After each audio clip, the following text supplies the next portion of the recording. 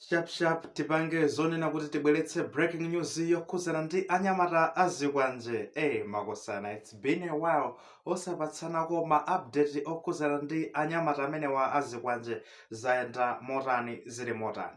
Okay, anyamata kuteko nkhani anayikokera kwakuya kwambiri. I think kuyichotseka ku magistrate court mpaka na kukayiponya nkhani ija ku bwalo lalikulu la milandu lomwe limatchedwa kuti high court, Lilongwe high court. Kumene kokoto kunali zinkhani zawo zomwezi zoti kuti iyayi anamenya mzimayi pa area 18 anamukhapa. Kuchoka pamenepo iyayi anaphwesa mateyala ku parliament. Kuchoka pamenepo anamenya namiwa. Anapiranso ukambowe ukamenyanso anthu a DPP. So pamene paja anadzafiranso de kuti kuchani kudowaso kukawo chaso galimoto ya DPP kukamenyanso zinkhani zake zili zomwe zija. Nde kunalinso milandu ina ndi ina kuti kuopseza anthu tikumanga tikumenyani chani kulanda katundu kulanda ndrama zimilandu zambiri zomwe zimatuluka kutino kumene koko ndithudi. Ndeno pa milandu yonseyi amangotino akatulutsidwa pa bail kwamanga nthawi yomweyo, kudzatulutsidwanso pa bail kwamanga nthawi yomweyo, tulutsidwa pa bail kwamanga nthawi yomweyo. Mwayioneti imayenda motero. Ende tinazabweretsanso mu update ina yake kunena kuti iwo watu kuteko anapita mpaka na ku court ndi lawyer wawo kukanena kuti tikufuna mupereke tsopano chiletso ku Malawi police. Ajaji mulembe chiletso kunena kuti polisi isatimangenso ifeyo ya isatimangenso taropa ndi kuti tizingomangidwa mamoti kuti tikufuna tipite ku mabanja athu polisi satani isatimangenso mwaletse mwapereke chiletso kuti nthawi imene polisi dzatimange mlandu. Nkhani yake ndi imeneyi imene mpaka na inakafika ku high court ya ku Lilongwe. Kumene kotu apereka chigamulo ndi breaking news yomwe tikuyenera nayo kunena kuti akuti kuyambira panopa tsopano notu ajaji agamula kuti Malawi polisi isalekezenso kumanga anyamata 11 azikwanje aja. Ayi asamangidwe, akatulutsidwa pa bail azipita kwawo. Polisi isalekeze kaya pali mlandu otani osawamanga. Kwamanga amene wawa ndekuti polisi yaphwanyanso ndekuti chigamulo chochokera ku court ndekuti polisi kuyenera kumanenanso pamenepo. Polisi kulangidwa kunyapidwa osati masewera chifukwa chani? Chifukwa chonena kuti yamanga anyamata azikwanje osawamanganso asiyene azipita mmakwawo kaya ali mlandu otani kwamba pano osatani osawamanganso. Nkhani ndi imeneyo makosana. Ikumvekerani bwanji kodi? Chifukwa inuyo ndi amene mmayikamo mu comment section mukunena kuti sitikufuna amene watuluke musasiyesiye apolisi amangeni, tikufuna amene muamange ndithudi anyamata amene osatulutsa olo pa bail iya. Ndakunena kuti ajaji agamula motero. Polisi yalamulidwa ndi court oselekeza kumanganso anyamata azikwanje. Kungomanga anyamata azikwanje polisi ndekuti inyapidwa osati masewera. Akuti inyapidwa osati masewera. Koma nkhani yake ndi imeneyo. Tizifunsa pa jaji wake ni ndani amene? Jaji amene iyo ni ndani amene? Wadya mabanzi kapena bwanji? Mafunso ngati amene kumafunsidwa seti. Jaji amene iyo dzina lake ndi Howard Pemba. Jaji Howard Pemba amene amapezekera ku Lilongwe High Court, court lalikulu la dziko lino la ku Lilongwe. Kumene koko walamula zimenezizi. Nde tikunena panopa ndi kuti anthu ngati achina Dala Kadulaja, achina Dave Malamula, Eric Phakamisa, kuzabwera pamene pa achina Munlo Makina, nde kuti ndi fans ina ija imeneno yakhale inamangidwa nawo ija yonse kumangapanga anthu 11 onse ndoti takuyenera ndi kuti atulutsidwe. Akunoti jaji wachilonoti kaya wina ali mchitokosi tikunena panopa aliyense mumutulutse panopa. Tulutsani wina aliyense azipita mmakwawo ali ndi maufulu onena kuti akhoza kulandira mabelo.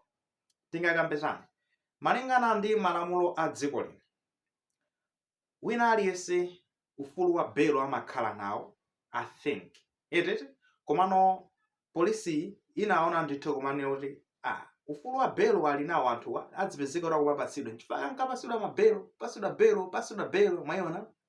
Polisi leno kuti tizasunga tizingobweretsa mlandu. Ndiye kunali milandu zoti mpaka anakakumbutsa mlandu uja wonena kuti ka ena mwa achinyamata amenewa anathamangitsa Enoch Chihana ndi timu yawo achina Mtambo, achina ndani, achina kutala, achina ndani kuti achina mati ndani ka chati team media ya kwa Ford kwaphwanyira magalimoto mpaka anachita kuthawira ku polisi magayi.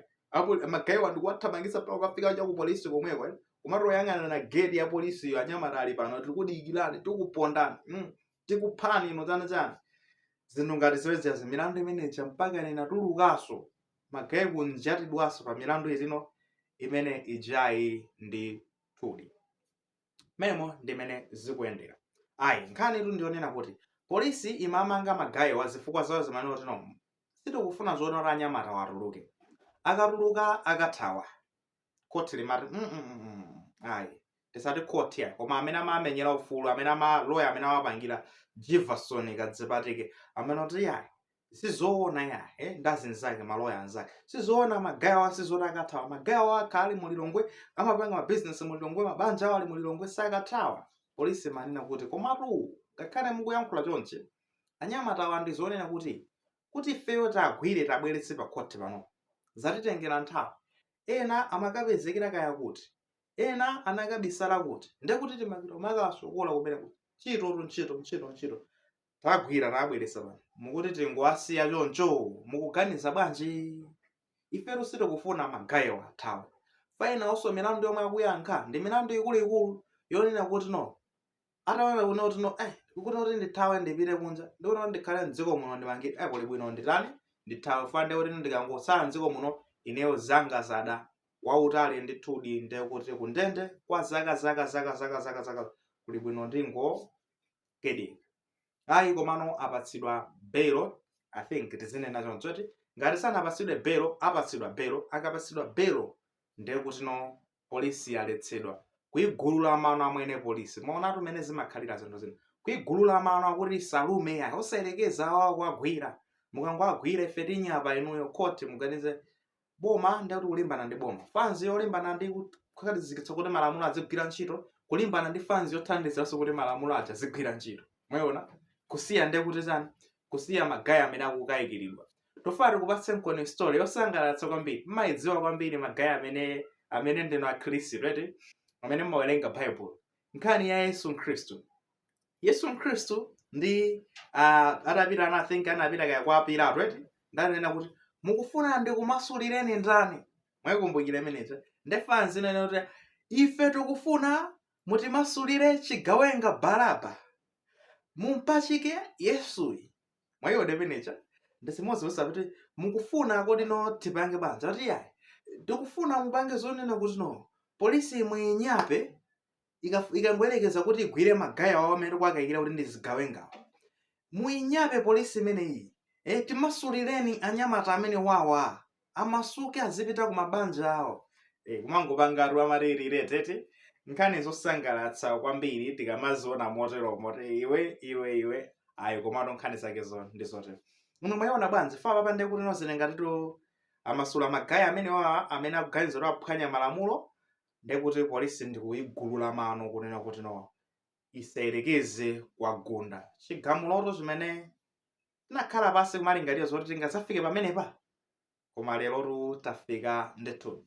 Tuzeni maganizo anu mu comment section.